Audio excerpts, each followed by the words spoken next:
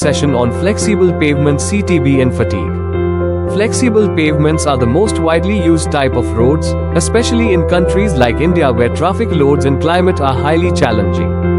In this video, we will discuss how pavement layers resist traffic loads, the role of CTB, cement-treated base, how fatigue failure develops, and the critical site and laboratory checks required as per IRC and MORT specifications.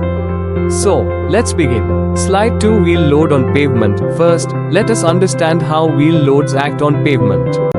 When a vehicle moves on the road, the tire pressure, typically around 500 to 700 kilopascals, is applied on the surface course. This load is then transferred to the lower layers like an inverted pyramid, gradually spreading as it goes down. If the layers are properly compacted and have sufficient strength, the load is evenly distributed. But if any layer is weak, for example, if the subgrade has a low CBR value, the stress will concentrate there, leading to rutting or settlement. That is why verifying each layer's performance during design and construction is critical. Slide 3. Pavement layers in flexible pavement. Flexible pavement is generally composed of 5 main layers. On the top, we have the surface course. This is the bituminous layer that directly carries traffic load and provides riding comfort. Below it is the binder course, which distributes the load to the base. Next comes the base course, often made of granular material or CTB, which provides stiffness and distributes load further. Beneath the base is the sub-base, which supports the pavement and provides drainage. Finally, we have the subgrade, the natural soil layer, which forms the foundation of the entire pavement. If the subgrade is weak, the entire pavement performance suffers. Hence IRC specifies minimum CBR requirements for subgrade. Slide 4. Role of CTB, cement-treated base. CTB, or cement-treated base, is a critical layer in flexible pavements. It is prepared by mixing granular material with cement, usually in the range of 2 to 4% by weight. CTB improves the strength and stiffness of the pavement and protects the subgrade from excessive stresses. Some critical factors for CTB performance include proper mixing to ensure uniformity, adequate compaction, at least 98% of MDD as per IS 2720, and curing, at least for 7 days to achieve full strength. If curing is ignored, shrinkage cracks will develop and the strength will drastically reduce. This is why CTB is often called the backbone of flexible pavement.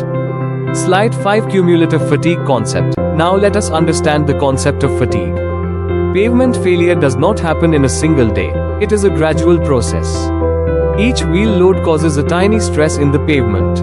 1 or 2 loads do not matter, but when the loads are repeated thousands or millions of times, micro cracks begin to form. This process is called cumulative fatigue damage. Initially, these cracks are invisible, but with time, they connect and form a crack network, leading to complete failure. IRC and AASHTO use fatigue equations where the number of repetitions, NF, is related to tensile strain. The key takeaway is, stronger and thicker pavement layers delay fatigue, whereas poor quality or insufficient thickness causes early failure. Slide 6. Site or lab checks. During construction, several site and laboratory checks are mandatory. A. Density test. Field density tests, like sand replacement or nuclear gauge, verify compaction. Though, strength test CTB cube specimens are tested in the lab for compressive strength. Team.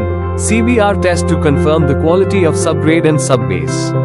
4. Drainage verification to ensure that water is not allowed to accumulate. 5. Traffic control. No premature traffic load should be allowed on the pavement before curing is complete. These checks ensure the pavement performs as designed. Slide 7. Common mistakes or fixes. Now let us look at some common mistakes in pavement construction. Under compaction, insufficient roller passes result in low density. Poor mixing, cement and material are not uniformly blended. No curing, CTB blocks dry out and lose strength. Improper drainage, water accumulates, weakening the base. To fix these, ensure adequate roller passes, monitor mixing thoroughly, maintain curing with proper moisture, and provide side drains and proper slopes. Avoiding these mistakes is essential for long pavement life. Slide 8. Summary or conclusion. To summarize today's discussion, CTB significantly improves pavement strength and stiffness. Proper compaction and curing are essential for durability. Fatigue is a gradual process that starts with micro cracks and ends with failure. Drainage is a critical factor that prevents early pavement failure. If all these points are followed, the pavement can easily achieve or even exceed its design life. Slide 9. This was a detailed overview of flexible pavement and CTB. If you found this video informative, please subscribe for more civil engineering infrastructure content. Follow us on YouTube, Instagram, Facebook, and LinkedIn. Our handle is @CivilEngineFra. For more details, you can also visit my profile on these platforms.